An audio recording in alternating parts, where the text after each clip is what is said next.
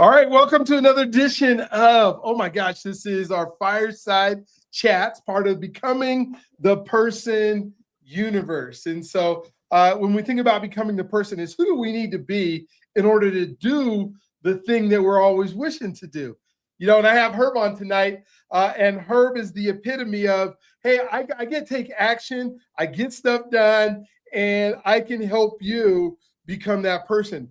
So many times, Herb, I don't know if you can remember times in your life, but I bet you can remember at least one where we try to have something and we haven't become the person that should be having the thing that we did. You know, I usually tell a story of, you know, hey, when I went and bought this car that I really couldn't afford, and you know, they gave me payments on it, and I'm driving around in this BMW and I'm waving at people, and you know, and I don't have hardly a job that can afford to pay for it. And I just say, I just got to do. I got to do all this stuff. And if I do all this stuff, I'll get to keep having it. I still hadn't become the person that deserved it yet because I didn't know what to do. I hadn't become the person who had figured out how to earn the money or make the money to be able to do that. But it's in all walks of life. I think of some of the, you know, in my early days and, you know, some of the girls that I wanted to date, right? And I have been on, and I go look and, you know, they're way above my league. Plus they want more than I could give them, right? So that was the big thing. I don't know, you know, I could go swoon them and say, hey, man, you know, maybe then I take them over to my little Volkswagen and they look at me like, oh no, I'm not getting in that car. I know you from Detroit, so you didn't do no Volkswagen, but maybe you had a Plymouth or something like that that you say. But that, I mean, it's kind of part of our life is, you know, I think a be, do, have, and do everything I can to become that person. And then I know you've had several interns and folks that you've worked with that they show up and they haven't had those experiences yet. And then they think that they're going to run the world, which is great. I don't have any problem with ambition. It's just, I guess the foolishness of ambition to me is I'm not going to go find somebody who has done it before to help me get through it. I'm just going to figure it out myself. And it doesn't usually work that way. And so, Herb, thank you for being on today. Thank you for us being able to have this chat and this time. And we're going to spend some time just chopping it up about what does it take? And then what are some of the opportunities that are available? That's the other part is there's so many opportunities out there and we keep trying to do things the old way. We keep trying to do things like figuring out, you know, how we're going to do some stuff that might not even exist anymore. You know, I sometimes I go to the airport and I see those shoe shine guys every now and then. And that's not the opportunity of the future, is shining shoes. I mean, there might be some people who are doing it, but I can remember my dad used to tell me taking out a wooden box and heading downtown and could spend all day and make $5, $10 or whatever it was, shining some shoes because everybody wanted their shoes signed. Now we just go into the kitchen and rub some magic wand stuff on it and it's clean. So thank you for being on. Kind of just tell us what you do, where you're from, how you do it, and then we'll just keep talking about how to help folks can become successful. Thank you so much, Dr. B. And I'd like to tell you that what you said is true. You know, I remember when we cashed out the proceeds from the casino, we had about 66 people made $1 million or more.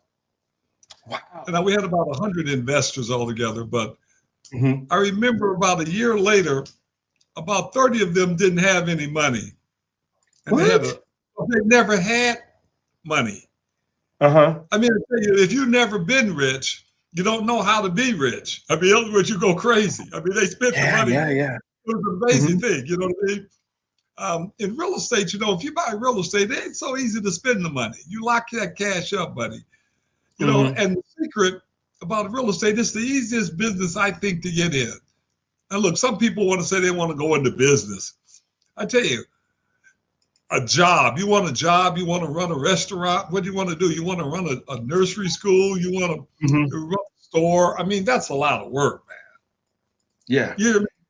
Now, real estate is an investment. I buy me 100 units that I can finance a hell of a lot easier than a business. You can automatically finance almost any deal right now, and I'll tell you why. But the ideal is that you can finance it. You can borrow money on it. And the business is very, very tough. And then you get you a business and you got to actually put yourself that you got to work like a dog. No way, man. I'm just not going to do it. Look, as an alternative, if you buy real estate, you still got to work, but managing real estate is not the same as running a restaurant or a business, because you're going to get you a resident manager and a maintenance guy. You know, you could be in Florida, you could be in Europe, you could be all over the place. It's a lifestyle. It's an investment. I'll do an investment, but I'm not interested in getting me another job that I'm going to be anchored down to every day. I got employees 30%. I got cost of sales 30%. I got advertising. I got paid. No way. Now, everybody, if you have a burning desire to do something, then do it, because God put that in your soul. But Brian, you know what? One of the things I like to talk to all of the young people that are like me. You know, when I was young, at 19, I got involved, you know, and I got involved because I had a burning desire. And here's what I like to tell everybody. If you have not gotten into trouble, you probably won't be able to make it. You need a challenge in your life, and you need to overcome that challenge. Challenges are very, very, very, very important. And me, I had plenty of challenges. I had bumps all over my face. I stuttered. I got set outdoors. I was very poor. It was awful, man. It was just absolutely awful. I had to work at the Chevrolet factory full time while I was in high school. Can you imagine that? We had no money. So, I mean, but guess what this challenge did? It gave me a burning desire to be wealthy. And that's what the important thing is. Give me anybody with a burning desire, and it's going to happen. Because you're going to do what it is. You're going to learn what you need and do what you're going to pull the trigger. And the good message to everybody that would listen to me is this. Here's a magic secret in the real estate right now. You know, it's so interesting because it takes so many different forms. Right now, interest rates are high. Traditionally, they're not really high, but they're higher than what they've been for the last 7 or 8 years, because they've been very, very low. They've been extremely low. So rates have went up, they doubled almost, and it wiped a lot of people out of business now, a lot of bankruptcies. Because if people bought at 3 and going to flip and interest rate doubles, they can't flip. They cannot flip because the debt service went so high, you can't borrow enough money to even come out. So, but one of the things that's very important that listeners should know is that on a regular apartment building now, rents have went up 50% in the last 3 or 4 years. 50%. Wow. And an apartment that was $1,000 is $1,500 now. Wow. Post-COVID, rents have quadrupled. They jumped. But no landlord could take and raise his rent that high. Think about it. A landlord couldn't take his rent and say, I'm going to take everybody up to the $1,500. Well, he'll wipe out his building. He'll wipe his building completely out if he actually took everybody to $1,500. He could take them maybe $100 increase, a $75 increase. It may take him 3 or 4 years to get to the $1,500. Now, a new tenant coming in to pay the $1,500. But here's the point. Here's the point. You got all of these tenants that's at current rents, and they're not at market. Now, there are some tenants at market. What do you think the appraiser is going to use, market or current rents? They're going to use market. They're going to use market. If they use market, you can buy it. Because look here, the seller can't sell for market rents, and he's way down there at 1,100. You run the numbers. What do you want? The secret is very good. You run the numbers. A person understands how to run the numbers. They can buy any deal almost. They run the numbers, or what we call a pro forma. It's the income and expenses, show you what the net income is, and then you start playing with it. Like, I got 50 ways to buy real estate. Now you get to a net operating income. What are some of these ways you could buy real estate, Herb? Today I did a deal, a beautiful 8-unit building. And you know what they did? They just joined the LLC. They joined the LLC. And then that does not uncap property taxes. we have uncapped taxes is a major issue in the country. Mm-hmm. If you buy a property, your new tax bill is a lot different than your old one. And the property taxes are so gigantic, you don't want to uncap them. Now, if you buy more than 50%, you uncap. So buy less. So look at how smart I put this deal together. I had somebody come in and buy 10% of the deal.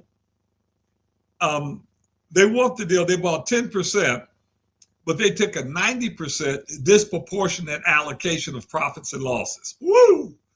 They bought 10%.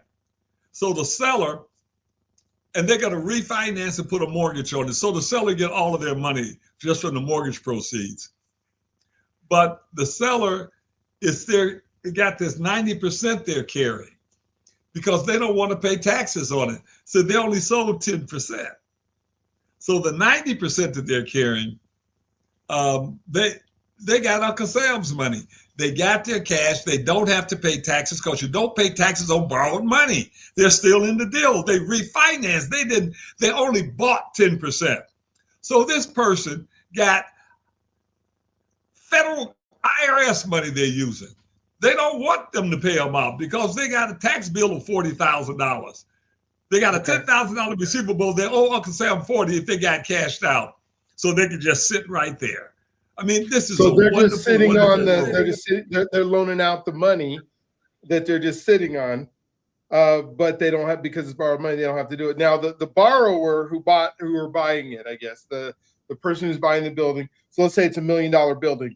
They're buying it at $100,000. So do they have to have, the person buying it has to have the $100,000 cash to be able to buy it? Because I think that's a lot of the reasons people think that they can't get into real estate, because they have to have a whole bunch to be able to do anything with it. So walk me through that a little bit. Okay, so it's going to be an LLC. Almost all the real estate is going to be not an individual name. So what they're going to do is join the LLC. Okay. And the seller could say, okay, you could join the LLC and just get a mortgage and cash me out. Don't cost you a penny. Now, if you join me and you can't get the mortgage, we're going to unwind you and take you out the deal. Now, the deal I got now, the person is putting down 25 grand and they're joining. They're putting down 25, they now own it. So they're going to the bank as an owner. They're going to the bank as a borrower and not a buyer. A buyer needs money down. A borrower, I own it already, right? So I'm going to go to the bank as an owner and just go in and join the entities and go to the bank. How about if you don't have a lot of money? Structure the deal. If you structure the deal, went to the bank, got the financing, but they want someone with a balance sheet, who wouldn't sign the name? You said, come say, hey, buddy, look here, sign this name and we'll split 50-50. He said, well, let me look at it. He said, oh, man, this is gorgeous. I can buy this with no money? Yeah. Are you sure? Yes. He said, okay, I'll do it. Now, they signed the name. Mm-hmm. And whoever put the deal together gets 50% of the deal. But let's say their credit is really bad, or they're in bankruptcy, or a divorce, or they have a tax lien, or some reason that they should not be in the entity that's going to be borrowing the money because they'll screw the deal up. They can take what you call a convertible participating promissory note. And they can use the membership interest in the LLC as collateral. Oh, this is a beautiful deal. So here they do. They found the deal. They found an investor, put the investor in the deal, split the profits with it, and had a right to take, and had a right to convert and own 50%, or have a right to convert and take the investor out and own 100%. They can make a killing just finding deals, structuring deals, and putting people in deals, and they couldn't borrow one penny themselves. It's all up here. And the reason you have to go through this, when I did my first deal, I did 190 units. Said 17150 Myers Road, Meyer, 190 units. I was 26 then. Okay. Had not a dime. I had no money, no credit card. I had a 65 Ford convertible, but the back windows were out. Oh, I'm gosh. telling you, you don't have to have cash. You got to have the knowledge, though, because if you got the knowledge, you got it. And you know, if you put your money down on a deal, you ain't got your money no more. No, because it's the bank's got it, right? Yeah, or the seller. You got to use your money for decorating purposes only. You decorate your balance sheet. Don't ever put it down. Now, sometimes you got to put some money down temporarily to tie something up. Or you may do a temporary land contract and put the money down. Now let's put it like this. Let's say somebody won 100 grand and they say they'll take 10 grand or 20 grand down on a land contract, or the seller will hold the paper. Let's say that. Here's the model you do that. You always say to a seller, do you care how I do this, long as I get you your money? And you got to get an answer, because you got to ask them, do you care how I do this deal, as long as I get you the price we agreed on? And most sellers say, I don't care, as long as it's legal and ethical. Okay, fine. Yeah, of course. Yeah. Okay? So once you agree that is it, this is when you start. And there are several different ways that you could put the deal together. But the first thing you got to do is agree that you can do the deal anyway, long as that he get his money. And they agree with that. Then you got about 5 different ways to put the deal together. One of those ways, as I indicated, you could simply just join the partnership, and you could go to the bank as a co-owner with them. Mm-hmm. You could do a structured purchase agreement and take back credits. The credits you take back for closing costs, the banks will allow the seller to always pay closing costs. FHA and everybody else allows it. But here's the deal. You can take back improvements, but you cannot put in the purchase agreement that you're going to do the improvements, because the FHA will make you do what you call a 203K. In other words, you have to put the money in an escrow and have a contractor and get some bids and all of that stuff. But if you tell the seller to carry, that the seller is responsible, then let the seller be responsible. And after you are approved to close, you can sign an addendum and the seller gives you the money. And therefore you walk away from an FHA transaction with cash in your hands. Now, I just told you free. Mm-hmm. And I've done it at least 30 times. And even when I explain it to FHA, they agree. Because here's the thing you have to understand. Once the buyer is approved and you're ready to go, that's the seller's money. That's what FHA said to me. They said, well, that's the seller's money. We can't tell you. The buyer is approved to close and this deal is approved. The seller get X number of dollars. Now, if the seller turn around and give the buyer some of that money, for some reason, for improvements, that's the seller. But it shocked me, because I accidentally found out about it. Because I sold a house and the buyer came back and wanted some credits, and I told him no. And then I agreed to go ahead and do it. And I said, let's put it up in escrow because you got to do the work. They asked FHA. The FHA said, no, we don't want it. That's the seller's money. We don't care. And it was a lot of money. The sale was $134,000 and the credit was $18,000. Oh, wow. Okay. That's a huge credit. And so once I figured that out, then I just kept doing it like that. I mean, it's an easy deal to do. Now, what is very important here is intent. What is your intent? Not to steal money, but your intent is to do your improvements and to make sure that your house is improved. And if there are no repairs, then FHA don't really get involved. There are no repairs. Improvements, no, that's different now. That's different than a repair. Yeah. Yeah, because the repair, you got to do the repair to close, right? Yeah, because if the house is falling down, they're not going to let you move into a house that, you go into some of these folks' house, they took the door out, or they, you walk out on the porch and you're about to fall through into the ground. So that stuff's got to be done. Yeah. Yeah, but let's put it like this. If the basement looked like a basement, they don't give a shit. You might want to take and lay your basement out. You know what I mean? A lot of people don't lay out basements like we used to do in the olden days, but they go in and they want to put a barn out in, recessed lighting. FHA doesn't require that. You know what I mean? But you could tell a seller to do it. Say, Mr. Seller, I want you to do all the repairs, reasonable request repairs that the lender, the appraiser, the city, or the buyer requests. And use a word like all reasonable and necessary repairs or improvements. Put them both in there. Repairs or improvements that you request. And so you go in there and we request it. The seller say, I want 100 grand. You want 100 grand? I tell you what, I'll give you 130,000. Once you agree and the seller agree on what he get, then you take the price up, 130,000. Now, how do you know? Is it worth 100 or it's worth 130? What will the appraiser say? You know what the appraiser will say? If you sold it for 100, he says it's worth 100. It's 130, it's worth 130. If it's worth 170, he says it's too high. As long as you stay within like a certain amount, you're okay. If you go crazy, then it's not going to, yeah. You know, take the highest comp and go about 10% over it. No more than 10% of the highest comp. And you can always buy what Zillow said it's worth, because that's history. That's history.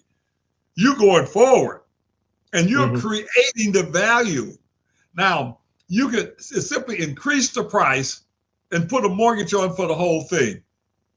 Now, that's okay if you're doing income property, but not necessarily on your house that you got to pay back yourself.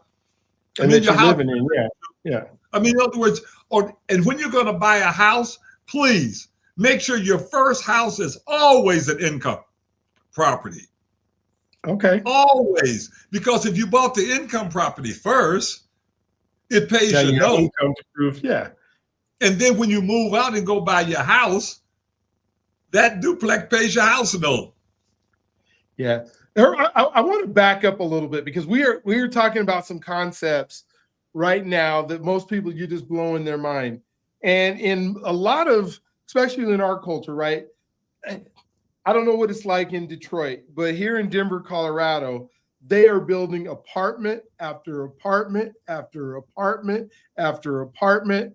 And you just see all these folks that are going, I can't get into a house. I can't afford a house. Interest rates are high. I can't own anything. And they're happy because they put some granite countertops on these apartments and they think they're living in luxury, right? It's a simple apartment in a simple area. They throw some granite on there and all of a sudden I'm in a luxury apartment.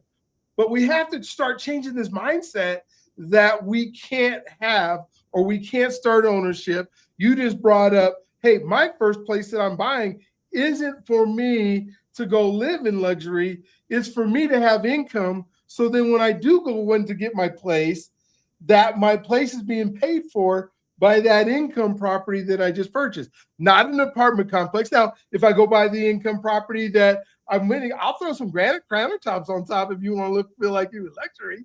But at the same time, how do we get this mindset that we're capable of doing what you're talking about instead of just believing we're not enough and I just keep going to rent? Well, Brad, it's not unreasonable to assume that someone cannot go out and buy $1 million building like that. I mean, people say, well, how much it costs? You got to have 200 grand. I ain't got no $200,000. I mean, it's understandable that it'd be hard to believe you could do it. Yeah. But I'm telling you, and most people wouldn't try because they just wouldn't believe you could do it. They don't understand. Now, you got to have someone what we call deep pockets, or you're not going to get there. You know that I tell people, if you go to church, some of those trustees, they got deep pockets. They knew your grandmother, you know, when you were born. So, you know, but you got people that you got to have a partner, and you could get people, you could take and advertise a building and get a partner, but you could advertise something for sale for the purpose of getting you an investor. You understand? And you can describe it in such a way and joint venture partner, you can get what you need. You got to believe it, and it's hard to believe unless you can see it, unless you really believe it. You say, really? You need to tell me I can buy this. So let's say we start off with something for $250. Okay. And we do it through NACA, N-A-C-A. NACA is no money down, no closing costs, and no credit score. It doesn't get better than that. No. So buy you a 2-flat and have that experience and have that cash flow coming in. You say, oh man, and dig this. See, what happened is that you may look at it and say, I like this and it's a good deal. So you do a wholesale, but you're the buyer. You get somebody to carry your water and flip it to you. Now that flip profits is your profit. Then you're going to give them some money for carrying it. And you're going to do it in a way that's legal, because what you're going to do is take back all of these credits at the end of the day. And when you finish with your credits, you're going to have that much money left. And that's how much you get for carrying your water. Because FHA will allow a 15% flip. If something costs 100, you get your wholesaler in there, tied up for 100, they can sell it to you for 115,000. 15% is the maximum. Okay. And they will allow it. Just think about that. So you bought it for 115. So you're going to buy this guy for 115. So you're going to buy it from him for 135, and you're going to take credits back. But I mean, in other words, the seller's not getting but 100, but you got a lot of cash, and you could borrow 96.5%. You could walk away literally from the table for like 20 grand or so. Do it on a small basis. You know, join us. Let us hold your hand and show you. We've closed $2 billion in deals. Now that's a lot of deals.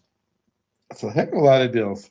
That's amazing. Yeah, and we've closed $2 billion in deals without putting down any money but one time. And I hate I put the money down. I hate I put that money down. You understand? $2 billion and put down money one time. How about if we could convince our people about this, Doc? Mm-hmm. I mean, how about if they really believed that we could convince them? You know what I would love to do? I would love for you to get all of your constituents and let them know that we're going to host this thing, and give me a half an hour with them. But here's the deal. They got to bring their kid. I mean, I want a young person in it. I want them to look like me too, Doc. Doc, actually, I want them to look more like me than like you, okay? Okay. I hear what you're saying. Okay, now listen, Doc, because a lot of people have been leveraged. You know, you're in the back of the class. You know what I mean? It's just, it's a tough thing. And this Trumpism, depressing our egos and stuff. Look, there are people, look, man, they put me in the back of the class. I'm a little dark black, but get your butt back there. My last name was S, so it was alphabetical too. It was tough on me, man. And I had a C minus. On a very good day, I had a C minus. It's usually around the Hoover to D, C minus to a D. I don't think I ever got an A in anything. I'm sure I didn't. I'm not going to tell you no lie. So if I could encourage, if I could show them, and they say I could get rich. I want to tell you this, man. This was very emotional for me. So I graduated as class president, but I didn't have the grades to go to Michigan or Harvard. I couldn't go any college. Mm-hmm. So I ended up going to a community college. But dig this. I was at Chevrolet Gear and Axle. It was about 5 o'clock in the morning because I worked midnights, and I was on this bullet machine, and I was the thing. And so anyway, I got emotional because I said my colleagues that's going to University of Michigan State, they're getting out the bed now because they got to be up there, and it's going to take them 2 hours to drive. And they got to be there at 9:30. I'm thinking about they're going off to college. And I started crying, man. And you know what I said? I said, when they get out of college, man, I'm going to be rich. That's all I knew. I want to tell you something. When they got out of college, I was rich. Wow. Because you couldn't go. They wouldn't let you go. Kids like this too, man. I want to explain it to them. You could do it. I'll show you how to do it. Turn your kids over to me and get out the way if you're scared. Yeah. So when you talk about having a young person there, are you looking at like that 17 to 24, 17 to 30 of kids that are saying, wait a minute, I don't know if I can make it here. They're playing video games, right, all day long. They don't believe they're enough. They don't believe they can make it. You know, I heard like this Gen Z world was like, is that 15 to 30 group is having their parents go to job interviews with them. Like Forbes magazine said 1 out of 4 of them are having mom and dad take them to a job interview because they don't know how to communicate. Because they're just used to doing this and playing games. And what you're saying is, let me show you how they can use this. Because they're smart, they just might not know how to communicate well. You're going to teach them how to do the numbers because they said, well, I failed in math. Well, you're not asking them to do geometry and algebra and calculus. You're asking them to do basic math, but showing them a structure where they say, well, I don't have any money. And you're saying, well, you don't need any money. They're saying, but I don't have, but their parents might have something. If the parents are going to job interview, parents must have something. They just want to get them out of their basement. Oh my gosh. And so you're saying, I'm going to walk you through step by step. I'm going to hold your hand while we do it. And then you're going to make it out. Now, you did mention that you need to have somebody with some deep pockets. Grandma, grandpa, mom, dad, auntie, uncle. When you say deep pockets, I think the first thing that a young person is going to say, because they're comparing it to that, rapper that they know, that it makes millions and millions of dollars. They're thinking, well, my mama has to have $1 million to be able to help me with this. What are you saying like their deep pockets need to look like? Okay. I'm saying you got to get rich before you get rich, or you'll never get rich. Okay, you got to get rich before you get rich, or you'll never get rich. Okay, I got that. You get rich before you get rich. Now, when somebody joins us, they give us what you call a personal financial statement. And let's say they don't have any money on their personal financial. We'll loan them money. Okay. We'll loan them up to 50 grand for a day or two. Yeah, you got to get it. Yeah. Let me explain to you what they're going to do. They're going to put that money in a credit union account. Okay. And then they're going to open up two accounts, a personal account and a business account, a LLC and a personal account. So they put the money in their personal account, but they allow the money to be pledged and used as collateral for the LLC to borrow the money out and give me my money back. Okay. Now, when all the smoke clears, they got 50 grand in their name that they can't do nothing with because it's collateralized. Mm-hmm. LLC got it as collateral. The bank ain't going to let them take that money out. None of it, yeah. They got it in their name decorating their balance sheet. And in the meantime, the LLC got the loan, the liability in its name, not the asset, but the liability, but at least it's building credit. And that's what the LLC needs to do, is build its credit. Okay? Now, what you don't want is for you or whoever the borrower is to sign that loan, because it'll screw up your credit. Let the LLC sign it, but the bank is going to want your signature too, even though they want everything personalized. Yeah. Even though it's 100% collateralized, they still want your signature. So here's what you do. You give them your signature, but you do it in what you call a pocket guarantee. That means they just put it in the file. And as long as you don't default, they will never give it to the credit reporting agencies, because if they told them that you owed that 50 grand, it'll pull your credit report score right down. Mm-hmm. It'll be all, and we've done it before. And we did it with a whole group of people. We had about 12 or 15 people we did that, and it pulled everybody's score down. So you know what? We know what we're talking about. We're experts now. We've done this more than 100 times. So I can make you rich. I'll make anybody. When I finish with you, to say, wow. In other words, get ready psychologically. Like if you got that money in your bank like that, then you really believe it. You see, you rich in your head. I mean, and it's reality. You say, no, I got 50 grand. And dig this. If it's, let's say you do 10 grand with not public service credit union, but with a Navy Federal, guess what? They will release it if after 6 months, if you pay as agreed. Wow. How much is somebody paying on 50 grand?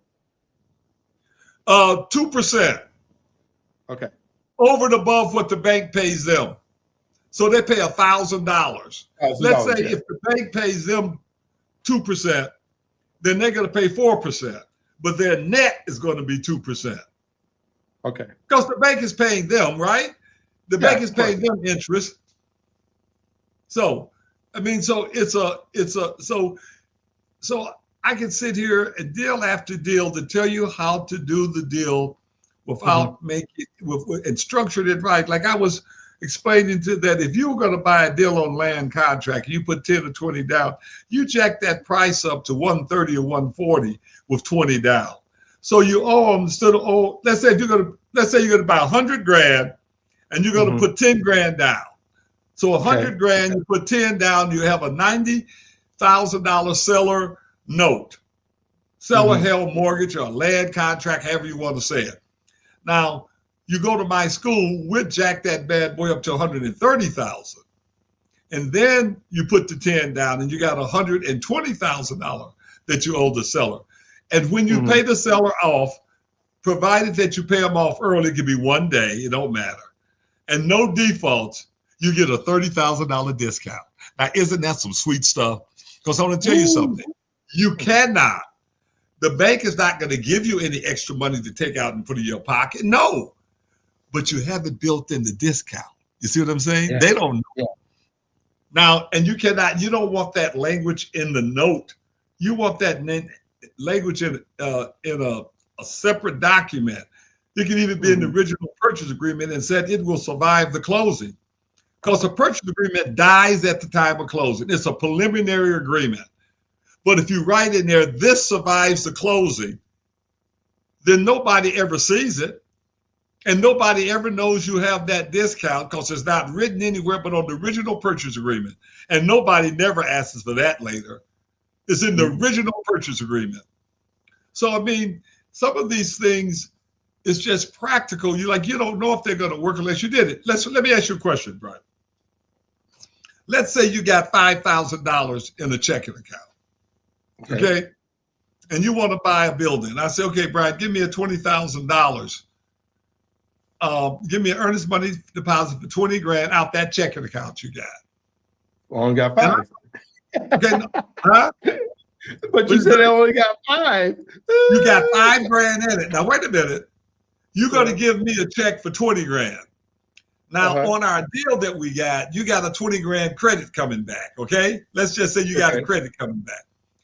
So you give me 20, it says 150, but you got a 20 grand credit coming back. So your real price is 130, but you give me a $20,000 earnest money deposit because you got to put a deposit down on real estate. Yeah. I'm going to take it, that check, and I'm going to sign the back of it and give it back to you.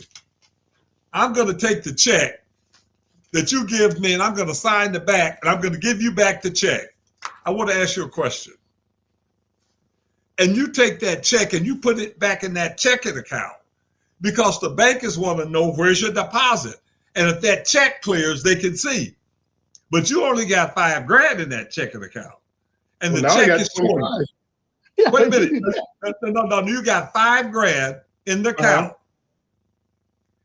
And you wrote me a check for 20. I signed the back of the check and gave it back to you. And you go deposit that into your account.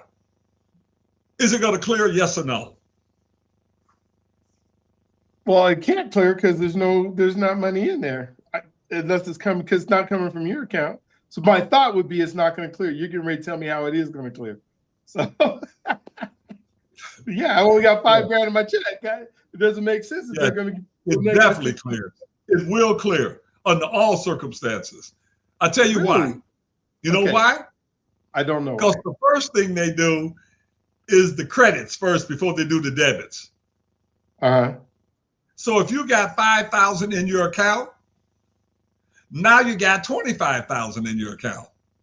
Because it was a $20,000 check. It's a credit. Now guess what? Then they do the debits. And that $20,000 check is coming right back out. You back down to 5 grand again. See, you were famous for about 30 seconds. Gotcha. Okay. So I had 5 grand. Now you got 25 in. Boom, they took it out. Boom, I'm back down to 5. Do you hear what I said? Now, can you imagine somebody who never done that, tried that? They won't know if I'm lying or not. They'd be scared to try it. Yeah. And if they're in my class, I'll tell them you are going to do it. Write the check. They say, you sure could? I'm the coach. Write the check. They say, okay. They be, okay, I'll do it. I hope this works. I mean, I'll tell them to do several things like that. Just do this. Just do it. Just do it. Gotcha. That's how I've done it many times. I want to tell you a really funny joke. Okay. I had an account at the branch. It was Comerica Bank. And it just so happened that they were opening another branch, and I wanted to deposit this. I wanted to do one of these deposits into this account. So I made the deposit. I didn't have no money in the account. But here was the problem. I didn't realize I didn't have any money. It had a negative $10 or $15 in it. Oh, wow. And I went back and I put a $2,500 check in a negative account. So the next morning, I got a call from my bank manager wanting to know what in the hell am I doing? And he says, Herb, do not go to other banks and do that. Now you can come here and do that, but don't do that again. I said, okay, thank you. Now, the only reason they objected because it was negative. They said, what the shit is this? Who is this guy? You have negative 10 in your account and you put 2,500 in. Now you're really negative. You're negative that and that, yeah. But guess what? They cleared the check. No way. Even though it's negative, they cleared it. You still went back to negative. Wow, because they do the credits first, then they do the right. They take out. Yeah. Because I mean, if you got $2,500 in your bank account, and there was a check came through for $2,510, they'll probably cash it and let you go under 10 if you got a decent relationship. They won't bounce it if it's that little. You know, if it's $500, they definitely bounce it. But if it's $5 or $10, they may let you go negative. But but nobody would dare do anything like that. They say, I ain't doing nothing like that. You crazy? They ain't gonna do that. And you know they would say that, and you would too, wouldn't you? Yeah, I'm trying. But if I'm the coach and I say, look, I'm going to get you rich quick. I said, look, we're in the jungle, man, and you're going to get bitten and eaten alive. You got to follow me. You got to do exactly what I say. Follow me close, and I get us to the road home. Because I'm the coach. I know the jungle. I know I go here, take a left, here, boom, boom, bam. But don't you dare try this shit by yourself. Excuse the language. I didn't mean to cuss. You understand what I mean? Now, if you want to just go put your money down on the regular deal, yeah, go do that. You don't need me. Hell. Everybody does that, right? That's how everybody does it. I'm not even interested in that. Yeah. It ain't no fun. Right, so what's the lesson in putting the money in? Why are we putting this money in? Have an account that has 2,500 in it or 25,000 in it for 30 seconds and it's back down to 5,000. Why are we doing that? Your down payment. Okay. Look, you can prove that the check cleared. You can prove the check cleared. Gotcha. Because you're helping. Okay, I'm with you there. So then there's a down payment. It's there. It's not really sitting in the escrow account because it came right back out your bank, but you showed that you had a down payment. Now what happens after that? What's the next step that goes through I don't want you to give your whole class. I want people to sign up for the class. I mean, listen here. No, I'm not trying to hold back information. You can say, man, you got to actually tell people the secrets. Well, how are you going to get paid? No. I'm in good shape, buddy. Yeah. Listen, but somebody shouldn't grab it and go off like they call it the dodo bird that went out of existence. He didn't have enough information. You understand what I mean? Absolutely. In other words, I tell you, man, a guy came to my class and he just questioned me so much. I mean, he had me in the corner just over. I said, look, just come in and see me. He didn't.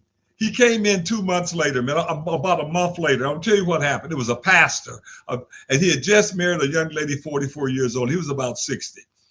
The gentleman had just lost his house under foreclosure, and he came in because I told him I could help him. He brought it in, but he was 1 day late. The house went for 30% of what the mortgage was. And his neighbor next door bought the house. And he his neighbor did it. Oh, gosh. And I told him, he said, that's my neighbor. I said, you could have bought your own house, man. I said, because his wife had excellent credit. She could have put a mortgage on. He went and filed bankruptcy, though, like an idiot. And guess what? He took his wife and filed her bankruptcy, too. I looked at him. I said, well, why did you get her into bankruptcy? She looked at him. I thought I'd just back off there because she was about ready to kill his ass. Oh, I bet. I mean, really, man. I mean, it was the stupidest thing. So what I'm trying to tell everybody is get the knowledge first. If you went to college to learn how to do it, do you think you're going to go and do the job without learning how to do it? Can you imagine? You go to college, you learn how to do it. Now I'm going to teach you how to leverage real estate. That means to leverage it. Take the asset and borrow against it and buy it without putting up money. And do it again. Buy it. And just do it again and buy it. Just keep doing it. I've done $2 billion. And I'll tell everybody how to do it, but I don't want to tell everybody. I want to tell my people. Yeah, no, I hear you. I hear you. So go back to when you were 26 and you buy 190 units. That's not just one building. That's like several buildings. That's one building. Huge building. One building had 190 units in it. How many floors was it? It was just 2 stories. Here, but dig this. That was December the 5th. And dig this. Every month I bought one building on the 5th of every month. So in March, I bought 377 units. It was called Votrebeck Estates. I bought 1,200 units that one year alone. At 26, I bought 1,100 and something units. And you could do it. I could guarantee you could do it. I guarantee you could do it. And I can tell you exactly how I did it. I tell you how I financed. I can tell you everything, and I'll tell everybody.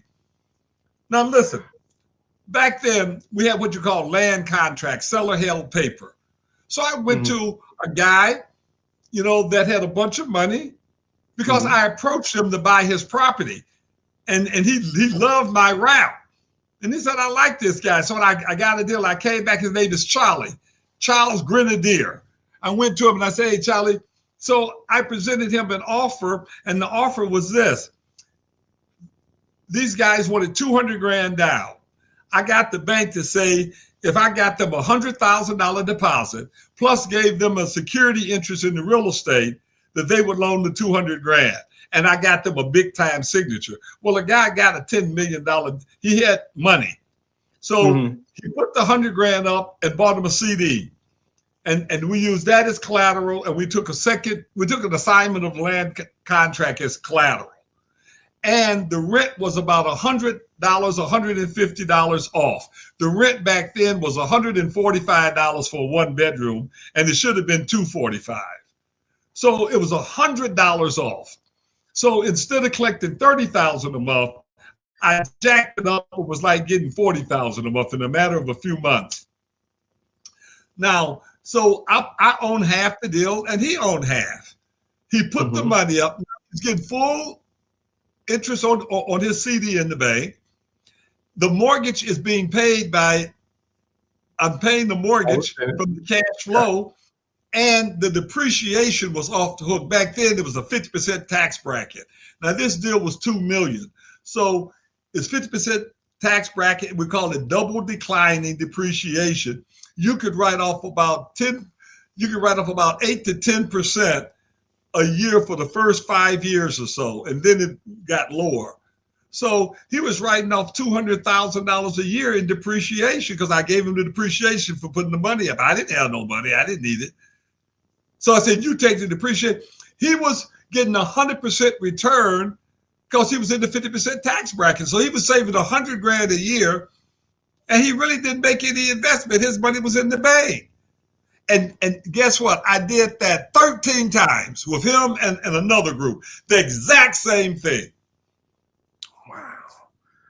Wow. And so you're collecting, and now are you trying to run it? You didn't buy yourself a job. It sound like you running 1,100 units, or you're managing the 100 units. You've got property managers, or what did you do? Oh yeah, I set up a management company and ran it.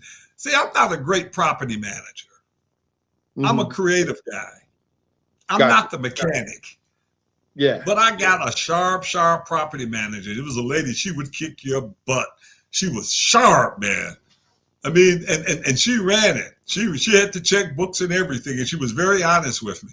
So, I mean, in other words, it was a good life. You got to have a good team. But what I'm looking for doing my 50th year is this.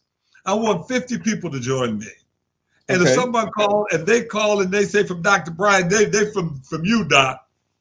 Okay. And look, I don't want 40 now, I want 50. And we have a challenge, our 50th challenge. And you got to do a deal without putting up cash, and you go on a cruise. I give you a ticket to cruise at the end of the year. At the end of 2026, we're going to go on a cruise. And it's going to be an intergenerational wealth cruise, and it's everybody that closed the deal and made $1 million. So close a deal without cash and cruise free and talk static. I just want to repeat what you said. In order to do this, you have to buy a building without cash. You can't go cheat. You can't go find, some money and sneak it in there. We want to show you how to buy a building without cash. Then we're going to make the $1 million on it, and then we're going to send you on a cruise for being able to do it. And all you're asking these 50 people to do is be coached and do what you ask them to do. Well, they got to pay their tuition. It's $2,500 too now. So for $2,500, that's about the cheapest one of all. It's $50 a week. Very cheap. Yeah, no. $2,500 is nothing to be able to be in a class, 50 people that are going to learn how to buy a building. Now, the building that they're buying, does it have to be in the city or the place that they live in? Can it be anywhere in the country? What you're going to show them? They find the building. I'm not finding the building. Okay. They got to find the building now. I'm not trying to sell somebody something. No, I'm not hustling people. You go find the building, and you find it where you live, work, play, or pray. Where you live, work, pray, or play, and nowhere else. And if you buy out of town, have boots on the ground. Like if somebody said, Coach, I want to buy Detroit, that's a great thing to buy here. I'm on the ground. And a whole bunch of my students buy here, and they've done very well. Wow. Oh my gosh. And so I'm blown away that you're just telling folks this is what you do. So what is the timeline? If I'm sending this out and telling people and they're watching this, what is our timeline in order to get into this class? Is it starting at the beginning of the year? Okay. No, let me tell you what's going on. So we're recruiting on Thursdays, and it's free. Like the 9th was Thursday. And we had a PowerPoint, and it was showing you how to do a BYO, be your own bank, we call it. You understand? Okay. But on Saturdays is our class. And we're having a class, like our first class is this Saturday, and we're going to have one more class.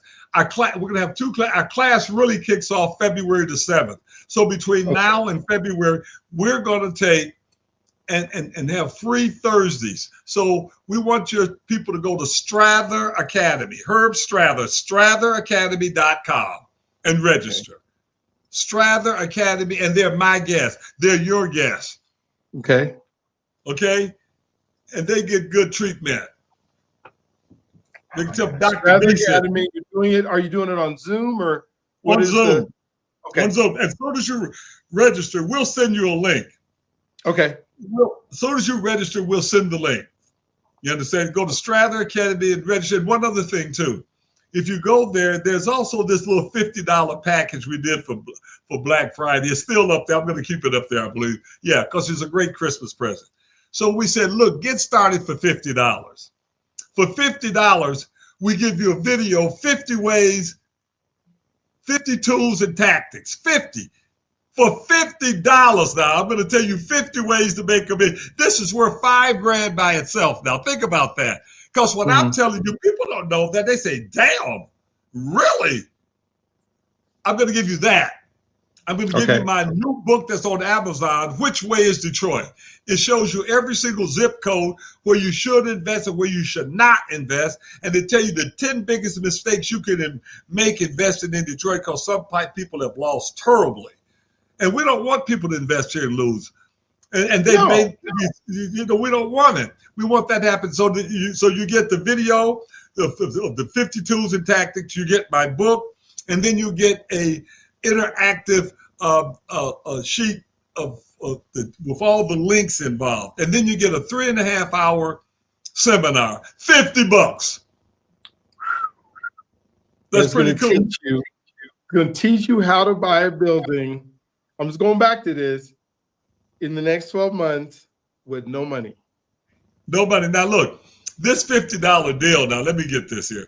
It's really to get you going and get you excited. But if somebody got enough skill set, they can take the 50 and roll with it. Honestly, I mean, especially the experience in the real estate. But if they're not experienced, I don't want them trying that. Now, if you're a real estate broker and you say, hey, I got this, buddy, I never thought about that. See, if you're already in the business and I give you an idea, you say, oh, God, that's great. No, all day long, that's all they're going to be doing. And they can probably run with it. But somebody that's smart would say, I'm going to keep you around, Strather. I'll pay the $2,500 because the $2,500 they pay is going to be used in the deal. It's used towards you buying the deal too. Oh, it is. So now it's 25 minus $50 or whatever, 24.50. Oh my gosh. So, and I'm thinking that if somebody's serious about doing this and putting in the work, you're going to find $2,500. $2,500 it's not like 1938 $2,500 when a loaf of bread is 25 cents and this is 2025 $2,500, which is you go stand on the corner for. I'm not telling people to do that, but if you go stand on the corner for about 3 days, you go figure out how to get $2,500. Yeah, fine. Right. This is really super, man. So what is my time commitment? So I'm doing Thursdays. Now I'm in the class. I started February 7th. Am I meeting every week? And then you're telling me what to do. I go do it. We're going to meet 20 times during the year. It's actually not going to be 50. That's going to be 20 because many of them, we join them together, because they're all the same thing. Like we say, LOIs. There's 5 different ways to do LOIs: a beard LOI, a broker LOI, a buyer LOI. There's a bargain gift sale under LOI. So there's different LOIs. And one day we just may take and do the LOIs, and then we have assignment of membership interest, of a limited partnership interest, or various interests in the forms you need to lay it out to acquire. Because under those assignments, we step in and buy a partial percent, so we don't uncap taxes. Or we may say, look, form a 501c3 and buy it with a charitable purpose, and there's no taxes. But be careful, because you can joint venture with your 501c3 could get you in trouble unless you do it right. Yeah. So this is really, really super, Brian. Oh, this is amazing. So one of the things I just want folks that are watching to understand is you're not buying a condemned building so it could just sit there as a condemned building and you won't make any money at it. You say, oh, I've got this building that doesn't make any money. You're actually going to have at the end of the year a building that is creating income for you and your family after you get it. And you may teach us how to sell it. You may teach us how to do something, but it's going to be like an income producing property that gets you, like you said, be rich before you're rich. It's an income producing property that allow you to do whatever God put you on this planet to do. But now you've learned it, so go duplicate it, right? Okay. Now you teach other people how to do it again. And that's how you, like you said, generational wealth is what you're trying to produce. Not, okay, let me go show 6 people how to do it and 6 people are wealthy. You're saying, oh my gosh, Herb, this is awesome. Well, this is very, very great. Now, I got to meet some of my students at a place around the corner, not too far. I told them after class, listen, this is so good. Listen, Brian, I want to be able to help your constituencies. And I like a deal where they bring deals and ask me all the questions. Tell them to bring the deal. Before they go do the deal, now they know what they fix to do. Put the money, before you do your deal, bring it to me. In other words, before you do it, bring it to me and see how I would do it. And I'll do it free on your show. And you can line it up and say, all right, everybody, bring your deals. Oh, I love it. I love it. Everybody. And we'll pick 2 deals. Okay. And I'll lay out with the forms and everything, but if the 2 deals we pick, I'm going to want to know. I mean, I don't need a great advance. I just want to get the forms and the case studies ready. Absolutely. Thanks a million. Hey, thank you for being on today. Thank you for sharing this with us. You people go to Strather, Strather.com. Strather Academy. Oh, StratherAcademy.com. Sign Yeah. up, figure it out. Go on to free. You'll get signed up for free Thursdays, to see exactly what he's showing you. But this is an opportunity that you don't want to pass up. And so thank you for sharing. Can't wait to talk to you on the next one. We're going to get some case, for our show. This is going to be fun. Thank you, Herb. Go deal with your students, and we will talk to you guys on the next one. Have a great night. Thanks, buddy. All right. Thank you a million.